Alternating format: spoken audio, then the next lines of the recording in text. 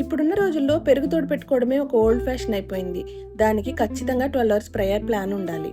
దానికోసం ఎవ్వరు ఎఫర్ట్ చేయలేకపోతున్నారు, ఏ కారణాల వల్లైనా కానీ. ఈ విషయంలో నేను మాత్రం ఒక స్టెప్ వెనక్కే వేశాను. 2-3 రోజులు మీగడ పాలు సేవ్ చేసుకొని వాటిని ఒకేసారి కాచి ఆ తర్వాత తోడు పెట్టి చిలికి ఇలా వెన్న తీసి ఆ వెన్ననే స్టోర్ చేసుకొని దగ్గరుండి నిలబడి కాయగలను అనుకున్న టైం ఉన్నప్పుడు, అంత ఫ్రీ ఉన్నప్పుడు ఆ వెన్నని కరగబెట్టి నెయ్యి కాచి అదే నా పిల్లలకి, నా ఫ్యామిలీకి కన్జ్యూమ్ అయ్యేలా చూసుకుంటున్నాను.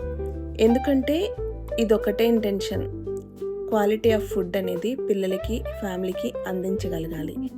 నెయ్యి ఎక్స్ట్రాక్షన్కి నేను ఇది ఫాలో అవుతాను. రోజువారీ కర్డ్ యూజ్ చేసుకోవడానికి విడిగా తోడు పెట్టుకుంటాను అనమాట. ఇలా మీగడ వేస్ట్ కాకుండా ఇట్లా నెయ్యి తీసుకొని యూజ్ చేస్తాను.